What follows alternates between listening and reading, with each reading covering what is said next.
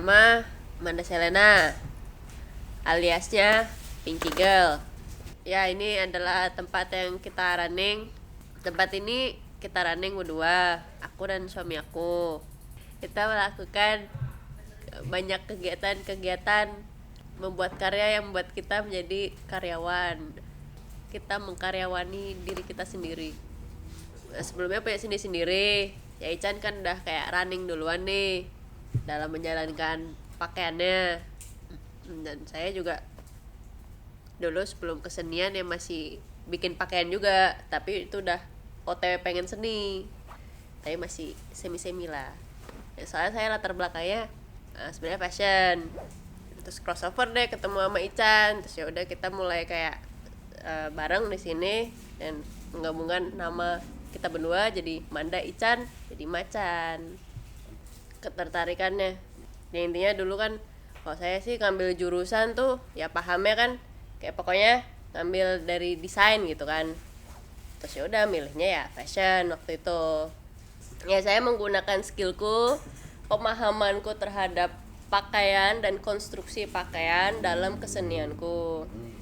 Ya di situ ada kayak saya bikin pedang, bikin topeng. Lambat laun pun akan saya tunjukkan secara instalasi yang lebih besar, showcase untuk mempertunjukkan ini di acara Fraksi Epos ini. Proses saya dalam membuat kesenian ini, saya tuh karena backgroundnya fashion, saya tuh masih punya ketertarikan fetishisme terhadap membuat seni yang bisa dipakai. Nah, saya tuh melihat fashion itu sebenarnya sebuah skill, sebuah konstruksi, sebuah teknik, bukan sebuah narasi. Nah, jadi apa yang sudah saya pelajari itu justru saya kasih cerita dan membuat sesuatu yang sebenarnya bukan dipakai untuk keseharian gitu ya. Maksudnya konstruksinya bukan hanya kain gitu, tapi apa yang dipakai itu kan banyak. Apa yang membuat saya meninggalkan fashion adalah saya merasa terbatas sebenarnya dalam konstruksi tubuh yang begitu-begitu aja gitu kan. Nah, tapi dengan saya menggunakan material lain, mempunyai narasi yang lain, saya bisa mengeksplor itu, mengevolusi itu lebih jauh lagi. Yang awalnya cuma konstruksi tubuh. Sebenarnya karya saya akhir-akhir ini banyak terpengaruhi oleh keadaan saya yang saat ini menjadi ibu. Awal-awal mula saya membuat pedang itu ketika saya hamil sekitar 5 bulan lah. Nah itu tuh kayak saya banyak terpentok lah gitu. Kalau punya anak tuh terpentok waktu gitu kan, energi dan sebagainya gitu. Dan ada hal-hal yang kayak keresahan saya ketika punya anak perempuan gitu kan. Ya karena saya sendiri kan, karena perempuan saya merasakan gitu kan. Maksudnya proses menjadi ibu tuh kan kadang-kadang suka dilihat itu ya udah instingtif gitu kan, kodrat wanita.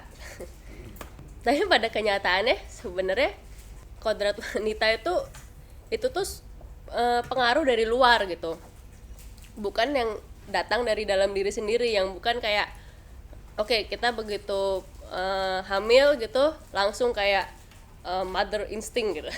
Enggak sebenarnya. Yang kalau kita ngomongin ada perubahan hormon, kan hormon itu suatu yang apa ya, yang nggak kelihatan, yang dianggap sepele gitu. Yang aku aja sebelumnya kayak apaan sih hormon gitu. Tapi ternyata itu sangat berperan gitu dengan perubahan yang ada secara psikis ya, secara di dalam tubuh itu sangat berubah ya. Dan memang ada perubahan dalam struktur otak juga gitu. Perubahan-perubahan ini tuh yang nggak disadari adalah ketika yang sebelumnya kita tuh punya identitas diri, kita sudah paham lah identitas diri kita siapa. Kalau kita melihat value kita dari karya, ketika punya anak dan kita sebagai ibu yang berperan besar untuk mengayomi anak ini, mengurus anak ini, bayi ini, kita jadikan kehilangan waktu untuk, kita tidak punya waktu untuk bikin karya tersebut. Nah, ketika yang sebelumnya value kita adalah karya, itu hilang. Nah, di situ tuh ada proses pembentukan identitas diri lagi. Itu yang sangat turbulence kan.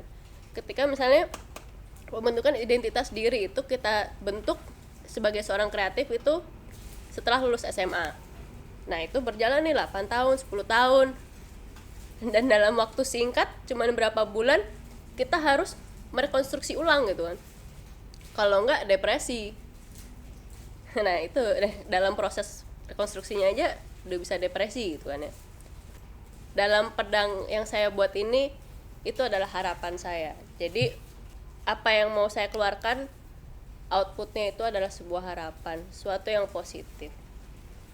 Apapun yang terjadi dalam saya, itu anak saya itu harus tumbuh dengan baik, tumbuh jadi anak yang kuat. Itu adalah kan tugasnya kita. Setiap anak itu berhak untuk memiliki amunisi secukup-cukupnya ketika dia dewasa nanti. Amunisi itu berupa pendidikan, berupa doa.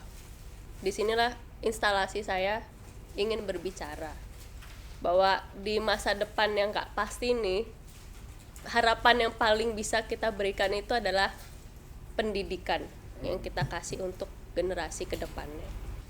Bisa ceritakan sedikit material pedang, Mbak? Beberapa aku lihat dari ini, dari benda-benda bekas segala macam. Apa sih, gear ya? Ya, dari spare part motor kayak gitu, spare part loakan gitu, dari gunting kain kayak gitu. Ya hal-hal daily lah.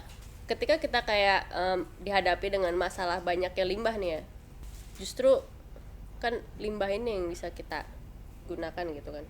Apa yang ditunjukin tuh sebenarnya kan kompleksitas antara kayak ibu dan anak sebenarnya. Akan ada apa aja di Fraksi Eco selain pameran, Mbak? Selain pameran akan ada performance juga. Output saya untuk kesenian adalah saya tidak ingin kayak hanya berhenti di satu field aja. Sebuah presentasi itu saya ingin benar-benar 360 experience lah, yang kayak dari feel-nya, sound-nya, warna, lighting, itu tuh saya ingin mempackage itu semua pastinya.